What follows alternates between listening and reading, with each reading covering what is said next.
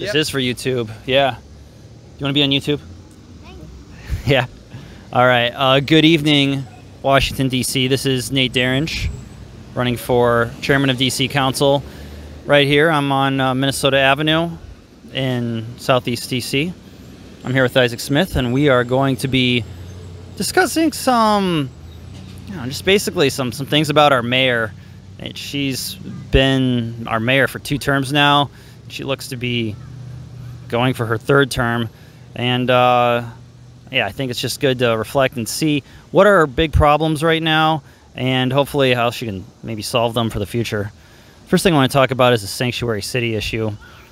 So it started way back a long time ago. In 2017, Mayor Bowser declared we were a sanctuary city with sanctuary values, meaning that we won't cooperate with federal law enforcement when it comes to illegal immigrants who are within the District of Columbia. She signed multiple bills that the council has passed multiple times over the years, emergency bills that say that if federal law enforcement wants to get at a criminal who is within like a DC building, they basically can't use district assets in order to do their federal law enforcement job. Recently, there's been a lot of activity on the internet of people who are mad, saying that she's broken her promises on us being a sanctuary city, because the governors of Texas and Arizona have sent thousands of migrants from their states to our district, and now the resources are all getting sucked up on housing these migrants and putting them in school and getting them other resources, and people are mad she's not doing enough. But really, I think that this is a problem that she, quite frankly, asked for it, and the council legislated it, and so indirectly the district residents kind of have brought this upon themselves. But it is quite a mess. Isaac, what do you think about the situation? So yeah, let's talk about Muriel Bowser and asking for this problem. And I didn't ask for this problem. I'm a district resident. No district resident asked for this problem. But when she said she was a sanctuary, that we were a sanctuary city, she offered financial aid to protect illegal immigrants who were facing deportation and accused of crime that is greater than what the public defendant would be. Hey, for those of you who can't hear from that, we're down here in Southeast on Minnesota Avenue, and the fact is that I've yet to hear one polite word about Madam Bowser. People over here are sick of her, and they feel like they've been thrown under the bus. And here's a good example. If you are accused of a crime, and you are a native-born Washingtonian, let's say you grew up on like Benning Road or Good Hope or somewhere like that, and you're accused of a crime, you will get the public defender like any other American is entitled to. But if you are an illegal immigrant, you will get an additional $3,000 in defense. You will get a stronger defense if you are not from here, if you are not a citizen, if you don't even have a legal right to be here, than if you grew up here, have paid taxes, and been a citizen here your whole life. And she said, we are a sanctuary city. We are open to everybody. And now she is complaining that a state like Texas that says, no, we are open to those who obey our laws and respect our laws, says, fine, you want them. We'll put them on a bus and send them up here. And now the homeless shelters are packed to the gills. The hotel rooms that are often used to lodge these people, those are packed to the gills. Hell, even under the bridges, we're running out of space. And she's even talking about busing them back out of the district, maybe even busing them back to Texas. So I feel sorry for these people that have come to this country, and I know they're looking for a better life. And, they just get put on a bus and sent to Washington, then they get put on a bus and sent back to Texas. And maybe that's the solution. Maybe we as a country are just going to start housing people on buses indefinitely. So, and you bring up a really interesting point on just the legal fees. It's amazing that so much of the resources dedicated to legal immigrants is going to their legal defense funds. There's a lot of nonprofits, but also this district pays a bunch for lawyers and getting people asylum and just a host of other things, like other work-related legal issues. And it is amazing that these resources, they don't come from nowhere. They come from district residents who are taxpayers. So really, you're having resources getting sucked up from our places. Ticket money. Where do you think that red light ticket money is going? They got to pay for this somehow. Comes out of the city's budget. So you get a speed camera ticket. That's $200 out of your wallet. And they're putting illegal immigrants up in hotel rooms with your money, with taxpayer money that comes out of your pocket. And we have D.C. residents who are sleeping on the streets. We have D.C. residents who are sleeping under bridges. We have D.C. residents that are sleeping in our homeless shelters. And our homeless shelters are terrible. You know, I used to work as an EMT in Washington, D.C. I used to drive an ambulance in this city. The Harriet Tubman's Women's Shelter has a cloud of flies in the lobby. I wouldn't want anybody to stay there. That place needs to be torn down, rebuilt, and made someplace decent for people to stay. Look, people they have hard times. Sometimes they need a shelter. They need a place to stay. And our shelters are so disgusting, unsanitary, and unsafe that many D.C. residents would rather sleep under a bridge or in a public park than go to the shelters that are available in the city, while illegal immigrants who are not from here, have not been contributing to Washington, D.C., literally just got off a bus from Texas, and we know they just got here because Texas just shipped them.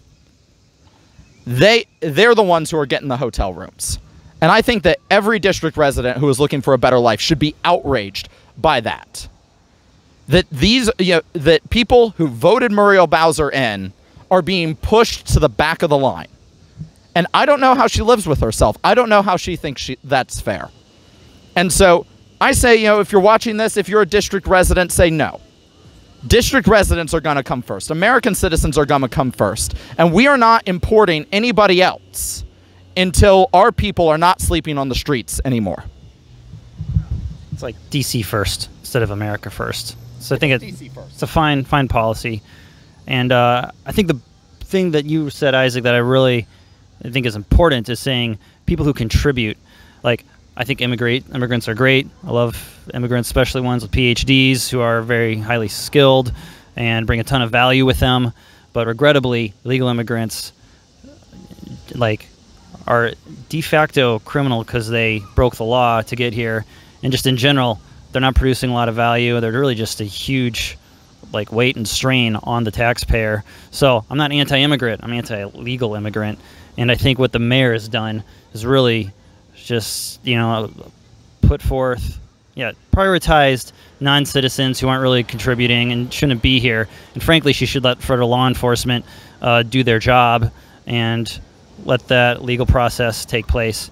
And that would be, I think that'd be preferable to having these policies that take money from those working and then supporting the legal fees of those who aren't really working. But that is... that's one thing. Because, we are talking about being pro-immigrant. Muriel Bowser is not pro-immigrant.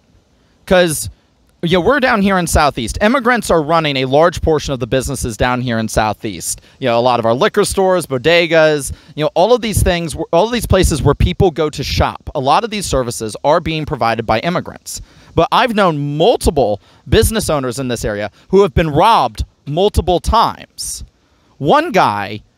He was robbed 4 times in 1 year, and not a single arrest has been made.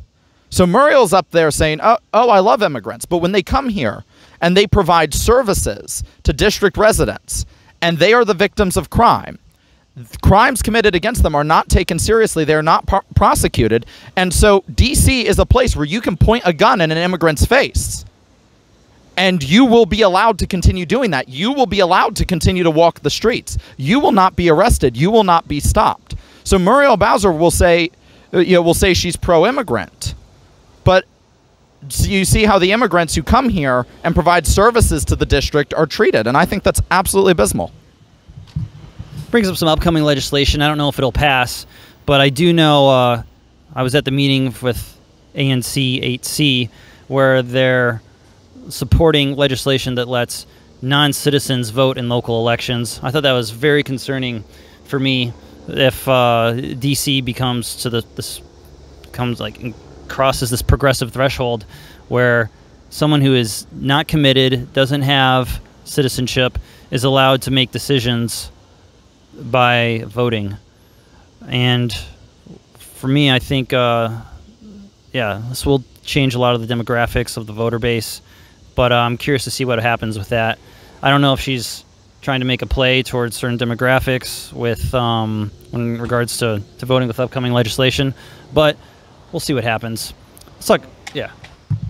So a couple things about that. One, they can pass that, but they tried that in New York City, and the judge it's already been struck down that non-citizens are not allowed to vote. Judges have already ruled that, so cities can say what they want, but that's already been struck down. But two, why would she be pushing that? Well, let's talk a little bit about the elections in D.C., election history in D.C. And for the better part of D.C., Southeast has a history of firing mayors. Southeast fired Lamar Fenty in exchange for Vincent Gray. Southeast fired Vincent Gray in exchange for Muriel Bowser. Now, she was able to win her primary this time around while underperforming in Southeast and overperforming in the central part of the city and in Northwest. So, because Southeast is the most powerful voting bloc with the history of deciding who the mayor is, again, in the past 4 mayoral elections, it is Southeast who has picked the mayor. I think what she's trying to do is she is trying to bring in new votes that will be loyal to her so that she can dilute the vote of Southeast as Southeast shows greater dissatisfaction with her and is more likely to vote against her and gets more organized against her. She's going to need to find a way to protect herself, and she's going to do that by diluting the votes of people who live in Wards 7 and 8. I need to check on D.C. legislation. That would probably be for, like, do you think she'd run for a 4th term? Is that legal? I have to check. I think she's going to stay on until D.C. becomes a state. She wants to be the first governor of a new state, and she will do anything and everything. There is no price too high. And I understand a lot of people watching this are probably going to be in favor of statehood. This isn't about statehood. This is about Muriel Bowser wants to be known as Governor Bowser. She wants a statue of herself in front of the Wilson building. Then that means sucking up to Congress, even when it's not in our benefit. That means importing voters that are not friendly to the voters here, even when that's not to our benefit. That means doing whatever, because she doesn't want the 51st state because for the people of D.C. She wants it so that she can be the founding mother of a new state, and she can have her place in the history books, because that will mean that she will have her place in the history books. But let's face it, we've seen her as mayor. Do we want her to have even more power and even less accountability? Those are some big words. Determining or publicly considering Muriel Bowser's motivation. I don't know if she's ever said, I want to be governor, but basically with some of her policies, it makes me wonder what is motivating her. But let's, I think I want to talk about another big problem that she has in in our district currently that hits the papers on occasion, and that is kids going to school next week. She signed a law into law this March, that the council passed almost unanimously. One council member voted present, another was absent, but kids won't be able to go to school if they haven't taken their shots for the COVID vaccine. And as of 2 days ago, there's 40% of black children ages 12 to 18 hadn't taken their first series. And so basically denying school for thousands and thousands of kids. So this could be something she could have vetoed. Everyone knew it was coming. It was said during the hearings that this is going to disenfranchise black and brown students, and it looks like it's going to. Isaac, what do you think is going to happen coming on with this? First off, real quick, do you know if Trayon White voted in favor of that policy or against it, real quick? Trayon voted present. So Trayon wouldn't stand up and vote in favor of the interest of his students, the students in his ward especially. But the fact is that when Muriel was running for mayor, when Trayon was running for mayor, all of them were pointing out that that black and brown students, their words, not mine, were underperforming, that they were not getting the high quality education that we would expect in the nation's capital. We would want the nation's capital to have model schools that every other school district in the country could copy. But obviously we don't. And then turn around and say, but 40% of you are not going to be allowed to show up. We're going to push you further down. We're going to push you further behind. That's the message that Trayon White sent by refusing to vote against this policy. That's the message that Muriel Bowser has sent by refusing to veto it. This policy is with their consent. And just for context, Dr. Bricks was Fauci's second in command during the COVID response in 2020. She has said that the vaccine did not statistically impact the spread of COVID in any way that could be measured. This was the number 2 person on that policy. Furthermore, we are already in new strains of COVID that have rendered older varieties of the vaccine obsolete.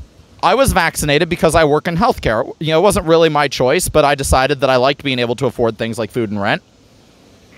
And so I got it.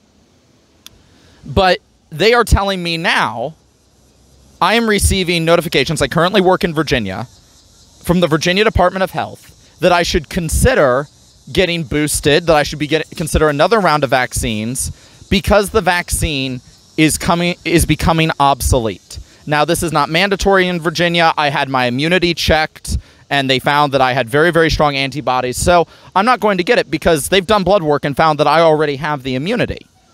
But the vaccine is already struggling with obsolescence. COVID is moving into less and less dangerous strains. And she has said to the poorest, least advantaged residents of the District of Columbia that those 2 years of school that you missed, well, we're going to make you miss another one. And we're going to make you keep missing it. And we don't care how far behind you fall. We don't care how many opportunities are being denied. We have a point to make. We have a point to make. We think the vaccine is valuable, and we think it's more valuable than your education and your future. That's what Trayon White voted for. That's what Muriel Bowser signed off on. I'm not talking words. I am talking actions. You can check the records. And so when your kid can't go to school because they don't want to take a vaccine that by the admissions of its manufacturers is already obsolete, already has limited effectiveness, is already in response to a disease that wasn't dangerous to that demographic to begin with, and saying that they have to get it, in spite of the fact that there's some evidence that, and you'll probably cite this study in a second, that the vaccine is more dangerous to individuals under the age of 18 than COVID is. It may be more beneficial to the senior citizens, but to the youth, it is more dangerous than COVID is. And saying, we want you to take something that's more dangerous than the disease we are trying to protect you from because we have a point to make. I think that's sick. I think that's inappropriate. And I think that parents need to take control of their schools again. I want you to look into your Board of Education candidates, and I want you to call the mayor, and I want you to call your city councilors and say, this has to stop. Children should be allowed to go to school. Yeah, children should definitely be allowed to school, especially they shouldn't be kept away for things that won't be deadly to them, won't be lethal to them, and they shouldn't be forced to take something that won't even really help them. Reminds me of the data that the DC government shows you when regards to COVID. They're really good at showing you the hospitalization occupancy rates. They're really good at showing you the cases, which they're not quite super transparent on the cases and how many cycles they run through in order to get the positives. But they show you all this data on age, race, and ward, and other things. But the data that I really care about, they don't show you. They don't show you about people with adverse reactions to the vaccine. That would be something that I really want to know. Am I safer taking my chances going natural immunity, or am I safer taking the shot? And DC doesn't track or provide results of adverse reactions for people who take it. That'd be super useful. Maybe I'm thinking incorrectly here, but I think that would be super useful. Whew. Well, let's talk about my other issue with the mayor that's been in the news lately. She hasn't received a bunch of hate for it, but she's made some new housing policies lately, offering hundreds of thousands of dollars to first-time home buyers, and she may have a few other new policies going out there. She's been in office for about 8 years. She's increased the Housing Production Trust Fund, which has increased the bureaucracy when it comes to creating new housing in the district. And overall, housing prices just continue to rise. And now that she's giving certain people hundreds of thousands of dollars to buy their first home, I'm pretty sure that housing prices will still continue to rise. Isaac, what's your take on housing policy with the mayor? Well, the short answer is it stinks. DC is expensive as hell. Even rougher areas of DC. Normally, like if you lived in a city like Richmond or Detroit, and you lived in an area that was high crime where the schools weren't very good, normally it'd be very cheap. That's not true in Washington, D.C. And, we've had 100,000 people move out of this city in the past 3 years. We've had people moving out of this city. They're trying to get away. They're trying to get away from COVID restrictions. They're trying to get away from taxes. They're moving into Arlington. They're moving into PG County. They're moving to all sorts of places. And yet, how is it 100,000 people move out of your city and the price and the cost of rent goes up? There's supposed to be all these vacancies. How is the cost of rent going up? The answer is it's city policy. And really what they need to do is they need to stop giving subsidies for high-end housing and allow housing to be built that fits the market. Allow housing to be built that is actually in the price range of people who already live here. Giving people subsidies for loans is how we got the 2008 housing market. That's how we got that crash. It's because we gave people money for houses they couldn't afford, artificially increased the cost of housing, and then left people holding the bill. And, another story is there was part of that program up on Talbot Street where you had a bunch of subsidized townhomes. And the city gave money to the developer to build these townhomes.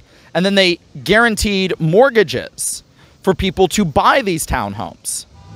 And then the foundations broke down, and everybody in those homes had to be moved.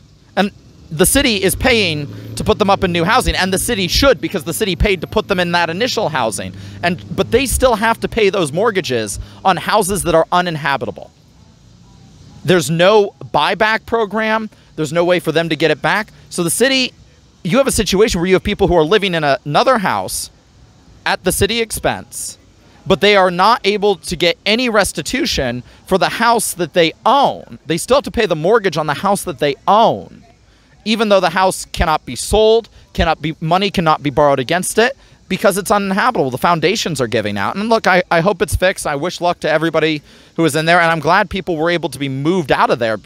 But that's what the city's doing. It's trapping people, and it's not allowing the market to correct. If the market was allowed to correct, the cost of living would go down. That happened in Richmond. Richmond had a bust. Cost of living went down. So, it was a little cheaper. Yeah, life wasn't great, but at least you could afford rent. Here, life's not great, but you can't afford rent. And I don't think that's a way to run a city. Just like the local government control on all things housing just makes it a lot harder for the market to correct things and make things cheaper, and to make if someone wants to make an improvement to the house, DCRA is not necessarily the easiest organization with which you can deal. And the other painful thing for me is when you have so much government control over housing, like the Talbot Street incidents, it's like, because the government is responsible for the housing, and then the taxpayer is responsible for the legal fees, and now we're paying for people's hotels and helping assist them with their mortgage for the place that they can't even stay.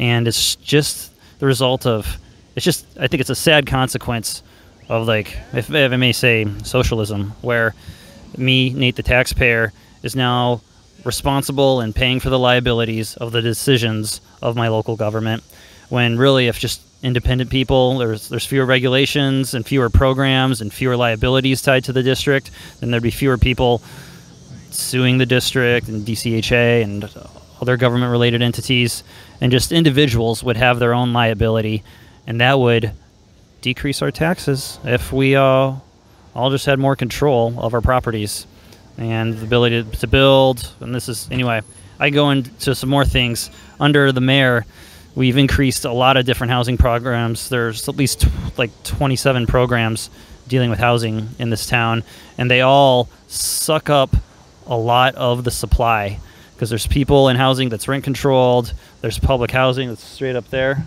Evening. And if those programs weren't there locking up those units, if those were freed up, it's not like the landlords would be like, oh, you know what? I have an empty unit. They would have to lower the price. They would have to have someone in there. So, like, a housing system that wasn't so controlled by the local government would be able to meet the needs a lot better, and it would drive prices down by having less regulation. But currently, we have hundreds of thousands of units that are, aren't exactly free, and they're tied to some government program. And I don't see that changing in the next 4 years if the mayor wins again. And, and we'll see what happens. We got a few guests hanging out. I'm going to see if anyone want to talk. You guys have any comments about local governance? That's cool. I mean, I have a lot, but I don't want to. Hey, that's cool. Thanks for hanging out. But yeah, housing. I think it's a big beast. There's a lot of information you can get on it. There's a bunch of think tanks. I've read some good reports produced by different organizations that explain all the housing. But for me, the biggest problem is there's over 700,000 residents in DC, and there's all these housing units, and we have a council and a mayor who try to micromanage it. And they say, we need this many units of this type, and they even break down the area mean income. You hear the AMI thrown around a lot, and they try to have a certain percentage of certain units need to be for people at 70% of the area mean income, and 60% of the area mean income, and 20% of the area mean income. So people making, if the area mean income's 80,000. I'm getting a little bit nerdy here, but this is what you look at once you start looking at our policies that run our district. That you see that all this bureaucracy that says who can live where, instead of, because all these units are tied to government programs, and it is. For me, it's really painful as a minimalist who wants as little bureaucracy as possible, because we do need some structure and governance in our lives. But this is what we have to deal with as a district. I don't see it going away. I see it continuing. So I continue to see. I think housing prices will continue to rise. Rent's going to continue to rise. I don't see the tents going away. The tents have been pretty consistent. Within my time in DC, under the bridges, Union Station, it's on and back. Stay in the shelters. There's not enough space in the shelters either. And then you don't want to stay in them when they're there. I mean, I've been in them. They're horrible. But and I want to make it clear that we're not just taking pot shots in the dark. There's only one city in California that's actually been able to reduce its homeless population. That was San Diego. San Diego did this by streamlining the process, reducing the number of forms, reducing the number of permits it took to build new housing. This has kept their housing costs level while the rest of California has gone up. They are the only city in California where the homeless population has declined, and they have the highest rate of new home ownership despite having some of the lowest subsidies for new home ownership. See, the fact is that you can't praise a government official for giving you a subsidy, for writing you a check, so that you can afford a house, if their policy is the reason that you couldn't afford a house to begin with. If somebody breaks your leg and then hands you a crutch, they have not done you a favor by handing you a crutch. It doesn't change the fact that they've broken your leg. And so Muriel Bowser's getting a lot of praise for giving out all that money to all those struggling mothers for the school supplies, which, look, I'm glad that they have that support. It's good that you have that support, but the question is, why couldn't they afford the school supplies to begin with?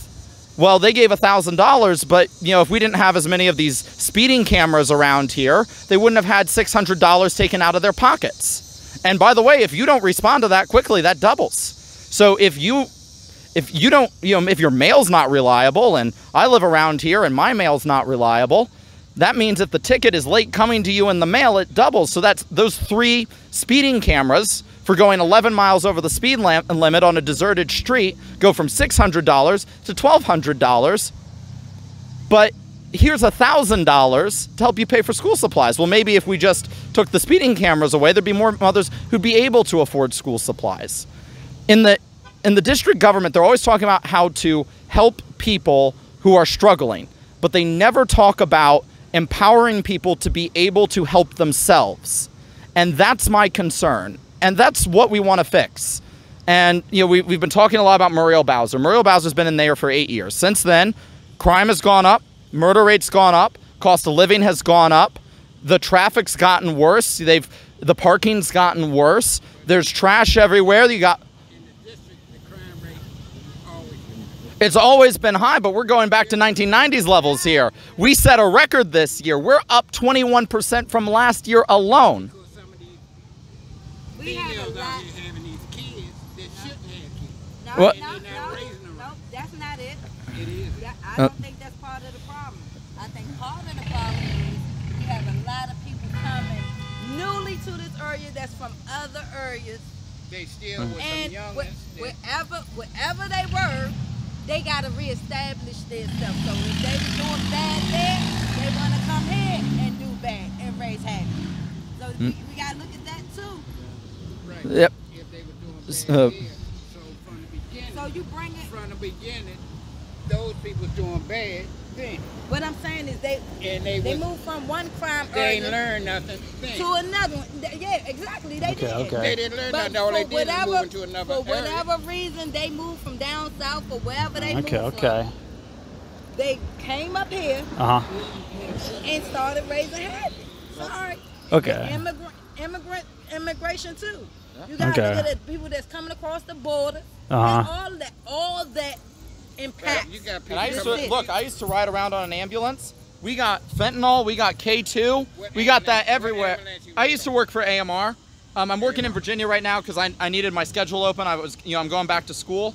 But I could always tell when a new shipment of drugs had hit the city because I'd be riding around and I'd be like, Lord, we've run a lot of meth today. We don't normally run this much meth. Or we've run a lot of fentanyl, or we've run a lot of whatever. I could always tell. And another thing is that there's. Because they letting it come in here. They are, and another thing, and Nate, you'll talk about this, is that they don't prosecute crime committed by juveniles. I mean, we had that carjacking where that man got killed. What was it, a 14, 15-year-old girl? I don't remember the exact ages, but really young girls. And they're being prosecuted as juveniles. They'll be out when they're 18. They killed a man, and they're going to serve, I think the youngest one is going to serve 5 years for killing a man. And the fact is you got these gangs and they're recruiting young kids because they know the young kids can commit the crimes and get out and they can get away with it. And didn't you say that, what was that woman earlier this morning who was talking about her son? Yeah. But not only that, the Boys and Girls Clubs done closed. You done closed a lot. You tried to. There's no summer jobs program anymore? I mean, it is, but it ain't worth nothing because the people you hiring ain't really teaching the kids a skill. And They're just there to just babysit basically and get a paycheck. yeah. I mean, I witnessed it firsthand. My daughter was a part of the fashion summer program or something. And they had a fashion show at the end of the 8 weeks or whatever, and it was a mess. I'm like... And I know people in fashion, that is a cutthroat business. You can't be sloppy in fashion. I mean, It's one of the most because competitive businesses if in the you're gonna country. teach children, this is how I think you're going to do it. If I'm in that industry, then I know I have a lot of buddies that I'm connected to. Hey, can I get your sponsorship? Maybe can I borrow your sewing machine? Do you have any extra fabric that you might not have used? Maybe I can get these kids to redo. It was nothing there, no direction, no. It was just, and now y'all got to do better. Yeah. Now, the only mayor I remember that did anything for the city was Barry. Was everybody tells me. For the city, for the youth, for the seniors, everybody shared the wealth. This mayor and the 3 mayors before her, I don't know. They in it for the money. Even all of the presidents you got. Yeah, Yep. all of them. I mean, All of them. It's been a rough few years here in the district. And look, so I'm relatively new to the district. okay. Right? I've been here about 3 years. Okay. Moved up here from North A lot Carolina. of people coming here from, like I said, other areas. Yeah, I came up here from North Carolina. Okay. Right? Charlotte. City of Charlotte. Okay. Okay, yeah. No, Charlotte's beautiful. I love Charlotte. And they got good barbecue down there. Interrupt you How long were you in Charlotte? I was in Charlotte for about a year. I'm from Virginia originally. So I had lived in Charlotte. I went there to go to school. And then I came up here to work because, like I said, I work as an EMT, and the pay here is a lot better than